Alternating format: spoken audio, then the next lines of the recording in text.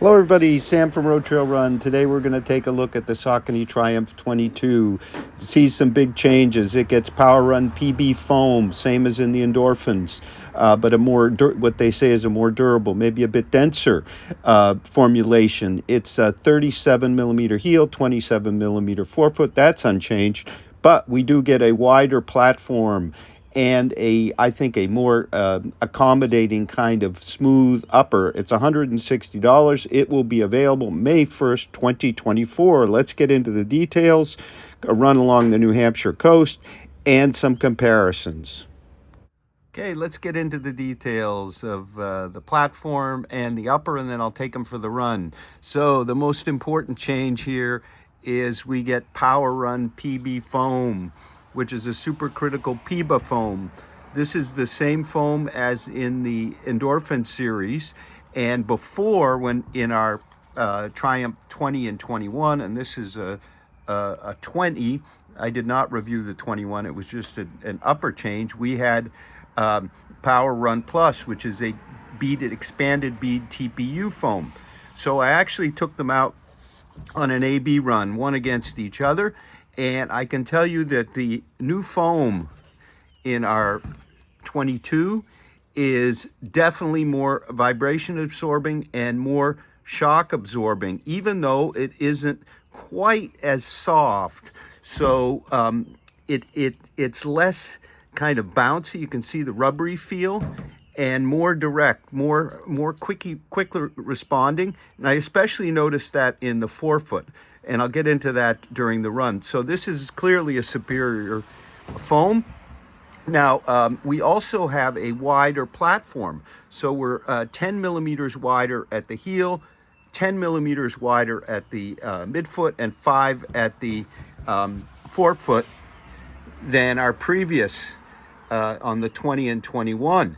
That does lead to an increase in weight, because now we're coming in at about 10.75 ounces, or 304 grams in a US 9, whereas before we were at 9.8 ounces, 279 grams.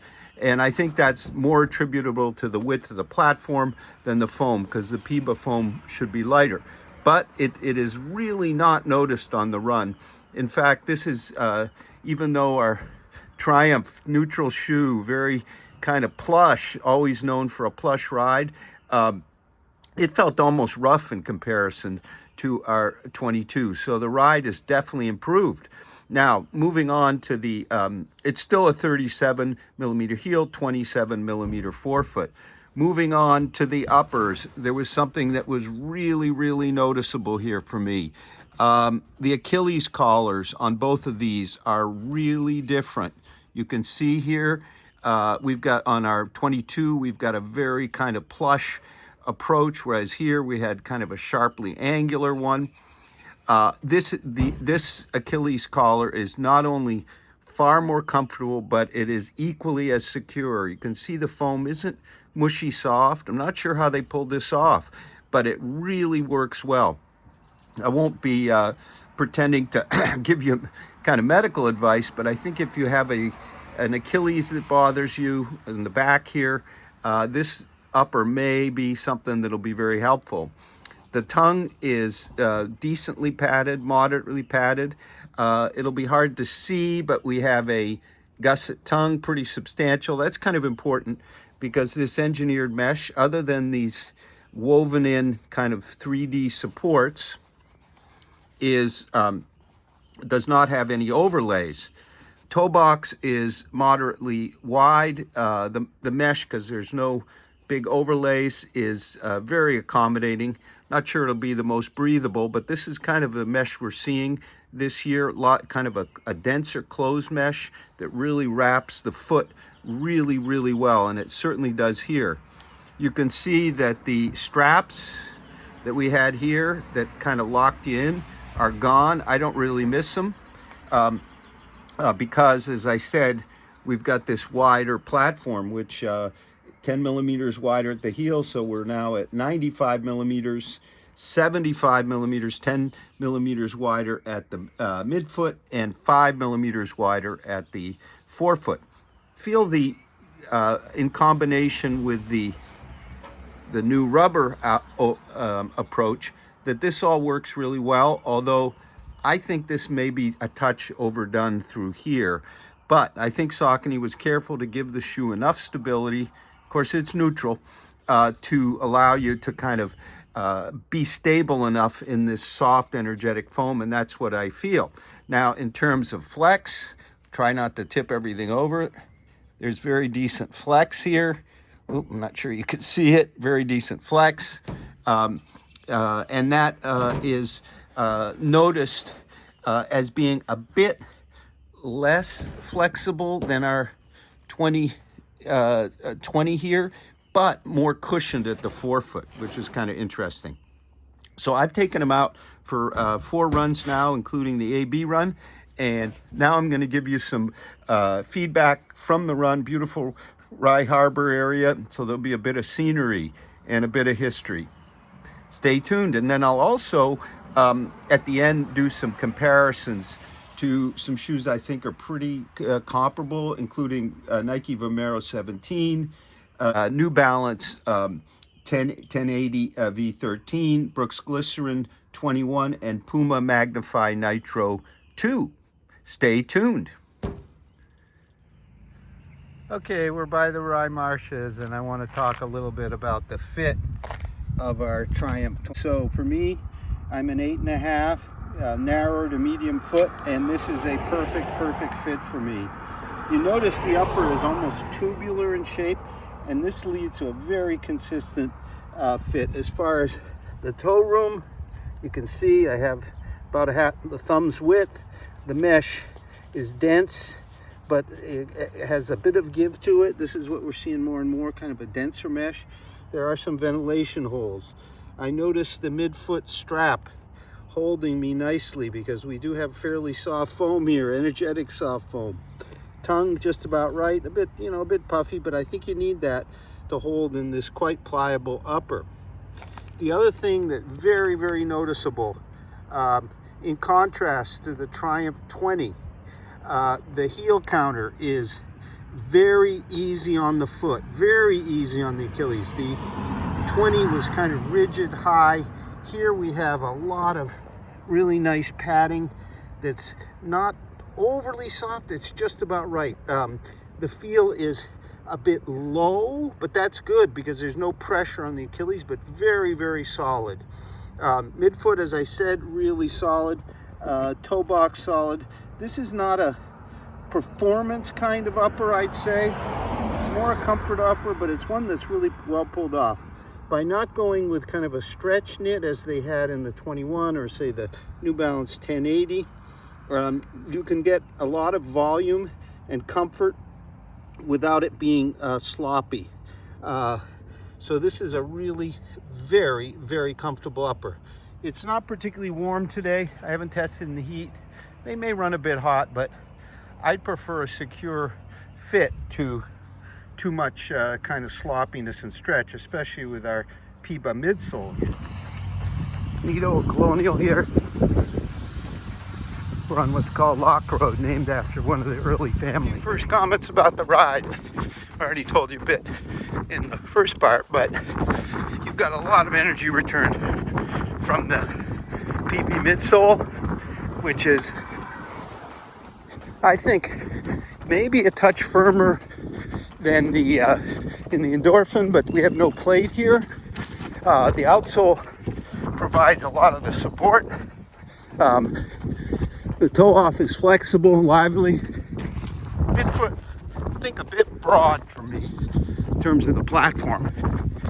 But this is a ride for long, comfortable miles. We, of course, talked about the upper at just about any pace, although given the weight of the shoe and the upper, it's more for your everyday miles and speed, although the foam is more than capable of it. But it's just a very pleasant, smooth, soft ride. Almost feels natural because of the flexibility and the return of the foam. So coming up on the Rye Harbor here, gonna keep going.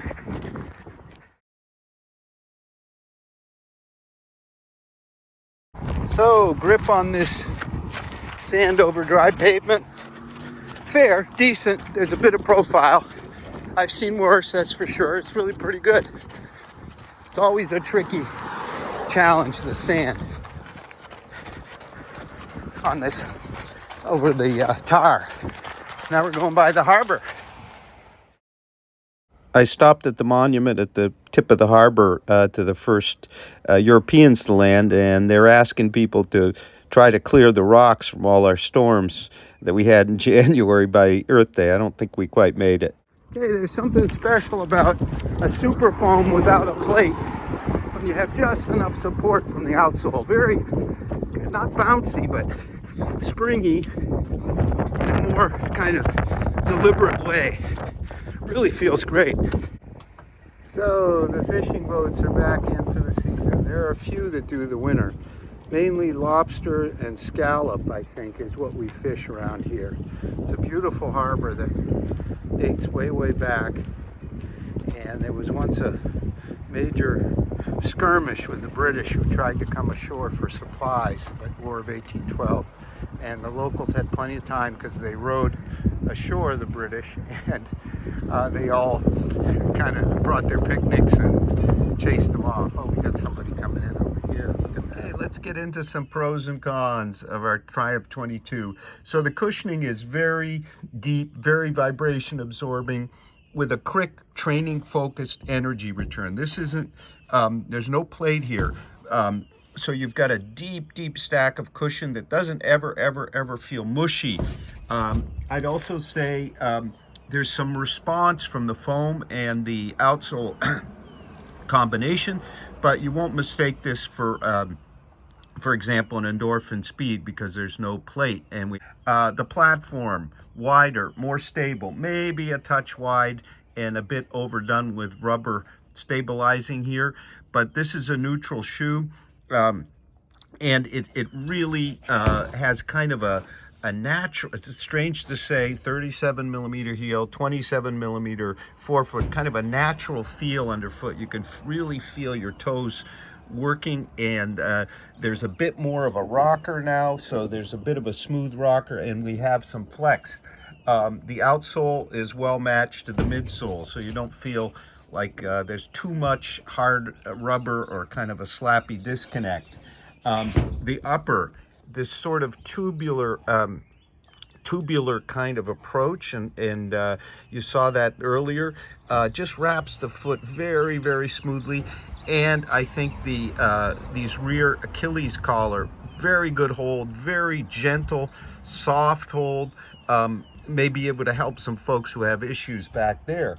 As far as cons, well, the biggest one is probably the weight, because we gained 25 grams to now come in at 10.75 ounces and 304 grams. Not sure that's could have been avoided given the wider platform and all this extensive rubber. Not really felt on the run when I did the A/B test to the number 20, and a bit slower to transition, a bit kind of more rigid than the 20. But I think fans of the 20, 21 had a different upper, more kind of stretch knit like, are going to be very pleased with this really modernized take on the Triumph as the big cushy neutral daily trainer in the Saucony line, and now one that gets a thoroughly modern foam update. We're seeing more and more supercritical foams and trainers and plateless ones, and this is a really fine one. Now let's get into some comparisons. So compared to the Triumph 20 and underfoot the same for the 21, I didn't run the 21, but we do have a review of it. Our new Triumph is for sure more energetically riding, with more kind of a more consistent feel and more forgiving cushion, as well as a more comfortable upper. Yes, it does gain some weight. It's a thoroughly modern upgrade. Next up, Saucony Ride 17. It still has the PWRRUN Plus TPU, beaded TPU, expanded beaded TPU. Um, the Triumph used to have. It is lighter by 23 grams, so it weighs about the same as the Triumph 21 does now. It's slightly lower stacked than what we have here. It sits on a 5mm narrow platform all around. It's a bit more agile, no question, because of that narrow platform, and it leans a bit faster pace than the Triumph. So its upper, while comfort, is not quite as plush and all of a piece as the Triumphs. While I prefer the PWRRUN Pb midsole of the new Triumph, the ride is a slightly more versatile daily trainer due to its lower weight and more nimble platform. Okay, the 1080 V13 fresh foam from New Balance. Well, I didn't like this shoe too much. Overly soft, non-critical, supercritical foam, kind of mushy, with a stretchy knit upper. It just didn't work well for me. It really takes comfort a bit too far. You've got at least as much comfort here, but at least you have a secure upper and a more energetic, less mushy ride. Nike's Vomero 17. Definitely a more kind of performance-oriented, snugger upper. It has a combination of ZoomX foam, we know so well, and more EVA kind of lower midsole carrier. And a more profiled outsole, so a bit better maybe if you do some light trails. It is 21 grams lighter, has a similar stack height and drop. It just isn't as plush or as consistently smooth and feel top to bottom, but is a bit more stable and kind of more responsive. So if you're looking for kind of a plusher ride than the Vomero, check this one out. Brooks Glycerin 21, similar to the experience to the 1080, a stretchy knit upper in the version I had, more focused on comfort than performance. There's a lighter stealth fit upper, might change my opinion somewhat. It does have supercritical DNA V3 foam, which is a bit softer and not as quick reacting as what we have here. So I would call the PWRRUN Pb a bit more performance oriented foam. The Triumph, I think, as with the comparison to the 1080, threads the needle between performance and comfort better. Finally, the Puma Magnify Nitro 2. This is a supercritical nitro foam, all nitro foam, unlike the first version of this shoe. It's lighter. It's 3mm higher stack, yet it weighs 19 grams less. Its upper is not as plush or broad fitting, but is more secure. The nitro foam of the Magnify is similar in characteristics to our PB, if a bit mushier and less responsive. Its outsole is definitely more profiled and even light trails worthy, reducing the foam advantage of the Triumph. So the Puma may be a slightly more versatile shoe. It comes down a bit to fit and preferences. I would take that Puma outsole any day over this really quite fine outsole here. Thank you very much for watching. The Triumph 22 from Saucony will be available May 1st, 2024. We also have a full written review, soon to be multi-tester, over on RoadTrailRun.com. Have a great run.